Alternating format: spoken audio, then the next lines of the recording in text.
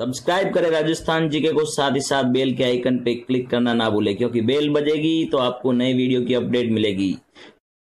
नमस्कार मित्रों, Rajasthan GK tricks में आप सभी का स्वागत है। आज का हमारा जो वीडियो है first grade teacher psychology series part 3। इससे पहले मैंने 2 सीरीज और अपलोड कर ली हैं। देखने के लिए ऊपर जो या पहले की लिंक फ्लैश हो रही होगी उसके ऊपर जाके आप देख सकते हैं, या डिस्क्रिप्शन में उसकी लिंक दी हुई है, उसमें भी जाके आप उसको देख सकते हैं। ठीक है दोस्तों, तो आज प्रारंभ करते हैं शिक्षा मनोविज्ञान में साइकोलॉजी पार्ट 3 फर्स्ट ग्रेड के लिए। दोस्तों ये फर्स्ट ग्रेड के लिए, टेट के लिए, रिट के लिए, एच टेट, यानी ये बाल विकास के जितने भी एग्ज़ाम हैं जिनमें बाल विकास टॉपिक दिया हुआ होता है उन सभी में काम आएंगे। तो आगे बढ़ते हैं। आज है हमारे शिक्षा मनोविज्ञान की विधियाँ।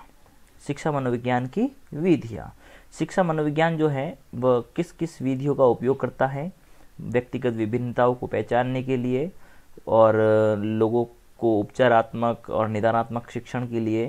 इन सभी की जो शिक्षा मनोविज्ञान की जो विधियाँ हैं उन विधियों के बारे में पढ़ेंगे। शिक्षा मनोविज्ञान की विधियाँ, शिक्षा मनोविज्ञान विज्ञान की विधियों का प्रयोग करता है। एजुकेशन साइकोलॉजी जो है वह साइंस की जो विधियाँ होती है उनका प्रयोग करता है, यानी कि विज्ञान में जिन जिन विधियों का उपयोग किया जाता है उन्हीं विधियों का शिक्षा मनोविज्ञान उपयोग करता है, यानी वैज्ञानिक विधियों का उपयोग शिक्षा मनोविज्ञान के द्वारा किया जाता है। वैज्ञानिक विधियों की कुछ विशेषताएं होती है दोस्तों। विज्ञान की जो विधियाँ होती है उनको कुछ विशेषताएं होती हैं। सबसे पहली विशेषता विश्वसनीयता है इसकी, यानी वैज्ञानिक जितनी भी विधियाँ होती है सभी विश्वसनीय होती हैं, यथार्थता होती है, इनमें विशुद्धता पाई जाती है, वस्तुनिष्ठता विद्यमान होती है एवं निष्पक्षता होती है। यानी कि शिक्षा मनोविज्ञान जो विज्ञान की विधियों का उपयोग करता है उन सभी विज्ञान की विधियों की विशेषता विश्वसनीयता, यथार्थता, विशुद्धता, वस्तुनिष्ठता एवं निष्पक्षता होती हैं, जो विज्ञान की विधियों में भी होती है और शिक्षा मनोविज्ञान जिन विधियों का प्रयोग करता है उनमें भी ये के विशेषताएं पाई जाती है। शिक्षा मनोविज्ञान अपनी समस्याओं को वैज्ञानिक दृष्टिकोण से देखते हैं और उनका समाधान करने के लिए वैज्ञानिक विधियों का प्रयोग करते हैं। दोस्तों शिक्षा मनोविज्ञान क्या करता है, अपनी जो समस्या है उन समस्याओं का जो देखने का जो उनका जो तरीका है वो वैज्ञानिक दृष्टिकोण होता है, यानी कि जो भी समस्या है उसको विज्ञान के दृष्टिकोण से देखते हैं और अपने उन्हीं दृष्टिकोण से उन समस्याओं का समाधान के लिए अलग अलग विधियों का जो उपयोग करते हैं।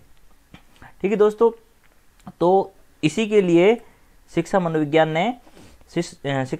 में 2 तरह की विधियाँ पाई जाती हैं, आत्मनिष्ठ और वस्तुनिष्ठ।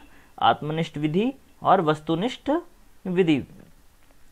तो दोस्तों आज हम जो आज के वीडियो में जो करेंगे चर्चा वह है आत्मनिष्ठ विधियों की करेंगे। आत्मनिष्ठ विधि, आत्मनिष्ठ विधियाँ मुख्य रूप से 2 होती है। आत्मनिष्ठ विधि मुख्य रूप से 2 होती हैं। सबसे पहली होती है आत्मनिरीक्षण और दूसरी होती है गाथा वर्णन विधि। ठीक है दोस्तों, आत्मनिरीक्षण और गाथा वर्णन विधि। सर्वप्रथम बात करते हैं हम आत्मनिरीक्षण विधि की। आत्मनिरीक्षण विधि की बात करें अगर हम, तो आत्मनिरीक्षण विधि में मस्तिष्क द्वारा स्वयं की क्रियाओं का निरीक्षण करना, यानी आत्मनिरीक्षण विधि में क्या होता है, शब्द से हम जा सकते हैं आत्म यानी स्वयं का निरीक्षण, निरीक्षण यानी स्वयं का निरीक्षण करना, यानी मस्तिष्क द्वारा अपनी स्वयं की क्रियाओं का निरीक्षण करना क्या होता है, आत्मनिरीक्षण होता है। यानी इस विधि में क्या होता है, जो व्यक्ति होता है स्वयं की ही जो क्रिया है उनका निरीक्षण करता है अपने मस्तिष्क के द्वारा और उसके बाद में एक कोई न कोई उसका निष्कर्ष निकालता है। ठीक है दोस्तों, ये मनोविज्ञान की परंपरागत विधि है। परंपरागत विधि का अर्थ है यह बहुत ही समय से चली आ रही विधि है। यह मनोविज्ञान की परंपरागत विधि है। ठीक है दोस्तों, और इस विधि का सर्वप्रथम प्रयोग जो है लॉक ने किया था। यह विधि है कौन सी, आत्मनिरीक्षण विधि। इस विधि का सबसे पहले प्रयोग करने वाले थे लॉक। कौन थे दोस्तों, लॉक ने सबसे पहले प्रयोग किया था और लॉक ने ही ये परिभाषा भी दी थी, मस्तिष्क द्वारा अपनी स्वयं की क्रियाओं का निरीक्षण आत्मनिरीक्षण है। लॉक ने ही कहा था। ये जो इसमें क्या होता है दोस्तों, हम जो भी अनुभव प्राप्त करते हैं उनको पुनः स्मरण किया जाता है। जो भी अनुभव हमने प्राप्त किया है उन सभी अनुभवों का पुनः स्मरण किया जाता है और उनकी अपनी जो भावनाएं होती है उन सभी का मूल्यांकन किया जाता है। इसमें सुख, दुख, क्रोध, शांति, घृणा और प्रेम, उन सभी भावनाओं को अपनी मानसिक दशाओं के आधार पर उन सभी का निरीक्षण किया जाता है और निरीक्षण करने के बाद में हम किसी एक निष्कर्ष पर पहुंचते हैं। ये जो विधि है इसके कुछ गुण भी हैं और कुछ दोष भी हैं। प्रत्येक विधि के कुछ न कुछ गुण अवश्य होते हैं और कुछ दोष अवश्य ही होते हैं। तो इस विधि के भी कुछ गुण हैं और कुछ दोष हैं, तो हम चर्चा करेंगे कुछ गुणों के बारे में और दोषों के बारे में। तो आगे हम बात करते हैं इनके गुणों की। शिक्षा मनोविज्ञान में ये जो आत्मनिरीक्षण विधि है इसके गुण हैं, ये मनोविज्ञान के ज्ञान में वृद्धि करता है। इस विधि द्वारा क्या होता है, हमारे स्वयं का जो मनोवैज्ञानिक ज्ञान है, मनोविज्ञान का ज्ञान है, हमें उस ज्ञान में हमारी वृद्धि होगी। कैसे होगी वृद्धि? कि हम स्वयं की क्रियाओं के बारे में चिंतन करेंगे, मनन करेंगे, यानी आत्मनिरीक्षण करेंगे। तो क्या है, हमारी जो कमियां होती है हमें स्वयं को तो मालूम अवश्य हो जाएगी, और स्वयं को कमियां मालूम होने से क्या होगा, हमारे मनोवैज्ञानिक ज्ञान में, मनोविज्ञान के ज्ञान में वृद्धि हो जाएगी। दूसरा गुण है, यंत्र व सामग्री की आवश्यकता नहीं होती। ये जो विधि है आत्मनिरीक्षण विधि, ये बहुत ही कम खर्चीली है, यानी इसमें पैसे जो अर्थ है उसको खर्च करने की आवश्यकता नहीं होती है, क्योंकि इसमें न तो यंत्र की आवश्यकता होती है न कि किसी सामग्री की आवश्यकता होती है, क्योंकि अपना मस्तिष्क इसका जो मस्तिष्क है वह स्वयं प्रयोगशाला का कार्य करता है, इसलिए यंत्र और सामग्री की आवश्यकता नहीं होती। दूसरी बात है, प्रयोगशाला की आवश्यकता नहीं होती। इसके लिए न तो प्रयोगशाला चाहिए, न यंत्र चाहिए, न सामग्री चाहिए, तो प्रयोगशाला की आवश्यकता भी नहीं होती है, आदमी स्वयं का निरीक्षण कर सकता है। कहा जाता है मनोविज्ञान का स्वयं का मस्तिष्क, मनोवैज्ञानिक का स्वयं का मस्तिष्क ही उसकी प्रयोगशाला होता है। मनोवैज्ञानिक जो होता है उसका स्वयं का मस्तिष्क है, वही यहाँ पर प्रयोगशाला के रूप में देखा जाता है। कौन सी विधि में? आत्मनिरीक्षण विधि में। तो ये लाइन आपको याद रखनी है, आत्मनिरीक्षण विधि में मनोवैज्ञानिक का स्वयं का मस्तिष्क ही प्रयोगशाला होता है। ठीक है दोस्तों, तो ये जो मुख्य पॉइंट है यही है, मनोवैज्ञानिक का स्वयं का मस्तिष्क प्रयोगशाला होता है। कौन सी विधि में होता है? आत्मनिरीक्षण विधि में होता है। आगे बात करते हैं इस विधि के दोष की। इस विधि के कुछ न कुछ दोष भी अवश्य हैं। दोषों की अगर बात करें तो इसमें वैज्ञानिकता का अभाव पाया जाता है। वैज्ञानिकता का अभाव, क्योंकि ये पूर्ण रूप से वैज्ञानिक विधि इसको नहीं कह सकते। क्यों नहीं कह सकते? क्योंकि हम स्वयं अपनी क्रियाओं का निरीक्षण करेंगे तो कहीं न कहीं पक्षपात की भावना आ जाएगी और वस्तुनिष्ठता का अभाव हो जाएगा।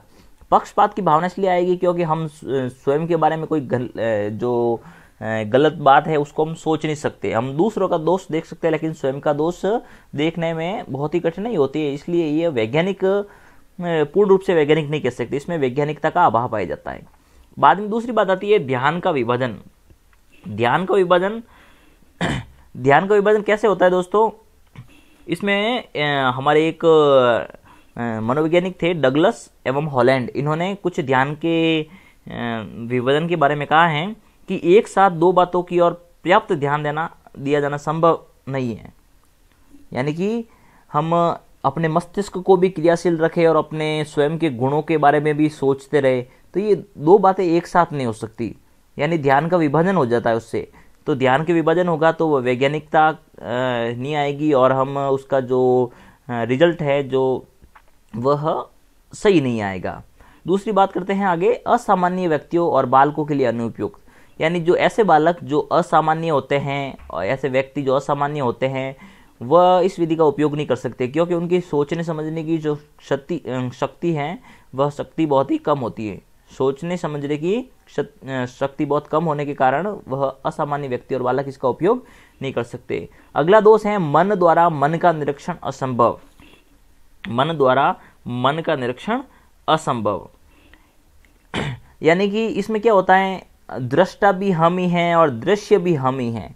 यानी स्वयं का अंदर से स्वयं के अंदर झांक के देखना ये बहुत ही मुश्किल काम है। यानी दृष्टा और दृष्टि दोनों स्वयं हम ही हैं, तो इसमें कुछ मुश्किलों का सामना करना पड़ सकता है। इसलिए मन के द्वारा मन का निरीक्षण संभव नहीं होता है। स्वयं के मन से स्वयं के मन को ही देखना बहुत ही मुश्किल बात है। ठीक है दोस्तों, अगली बात करते हैं मानसिक प्रक्रियाओं का निरीक्षण असंभव। मानसिक प्रक्रियाओं का निरीक्षण असंभव, इसमें भी डगलस और हॉलैंड जो मनोवैज्ञानिक हैं उन्होंने कहा था कि इस विधि के द्वारा हमारी जो मानसिक प्रक्रिया है उनका हम निरीक्षण नहीं कर सकते हैं। अगली बात है मस्तिष्क की वास्तविक दशा का ज्ञान असंभव। मस्तिष्क की वास्तविक दशा का ज्ञान असंभव, यानी कि इस विधि के द्वारा हम चिंतन करेंगे, चिंतन मनन करेंगे, तो चिंतन मनन करते समय हमारा जो मस्तिष्क है वह क्रियाशील तो रहेगा, लेकिन हमारी जो मस्तिष्क की जो दशा है, वास्तविक दशा कौन सी है, उस वास्तविक दशा का ज्ञान हमें नहीं होगा। इसके संदर्भ में एक मनोवैज्ञानिक है जेम्स नाम के, उन जेम्स ने कहा था आत्मनिरीक्षण करने का प्रयास ऐसा है जैसा कि ये जानने के लिए कि अंधकार कैसा लगता है। यानी हम ये इन्होंने कहा था कि आत्मनिरीक्षण ये जानना होता है जैसे हम ये जानने के लिए आतुर हो कि अंधकार कैसा होता है, यानी कि अंधकार को महसूस करना और आत्मनिरीक्षण करना बराबर है, यानी कि इसमें वास्तविक दशा का ज्ञान नहीं हो जाता है। दूसरी विधि आती है दोस्तों गाथा वर्णन विधि। गाथा वर्णन विधि की बात करें अगर हम, तो गाथा वर्णन विधि क्या होती है, पूर्व अनुभव या व्यवहार का लेखा जोखा तैयार करना। जैसे हम हमारे जो पूर्व के अनुभव हैं या हमारा जो पहले हमारा व्यवहार कैसा था, वो हमारे व्यवहार के बारे में लेखा जोखा करना, यानी कि हमारे जो पहले का अनुभव व्यवहार है उन सभी को एक लेख की तरह लिखना कि हमारा व्यवहार ऐसा था, हम ऐसे करते थे, ये क्रियाएं हमने की हैं, उन सभी का जो लेखा जोखा करना वह गाथा वर्णन विधि के अंतर्गत आता है। ये जो विधि है इसमें भी आत्मनिष्ठता के कारण इसमें परिणाम पर विश्वास नहीं किया जा सकता। गाथा वर्णन विधि जो है कि आत्मनिष्ठता के कारण इसके परिणाम पर विश्वास नहीं किया जा सकता। स्किनर ने कहा था, ये बात स्किनर ने कही थी कि गाथा वर्णन विधि जो है वह आत्मनिष्ठ है, इसलिए आत्मनिष्ठता के कारण इसके परिणाम पर विश्वास नहीं किया जा सकता है।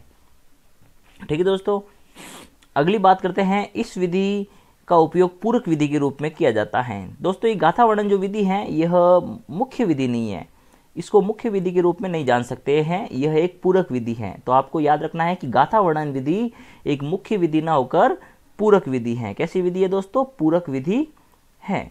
तो इस विधि का उपयोग पूरक विधि के रूप में किया जाता है।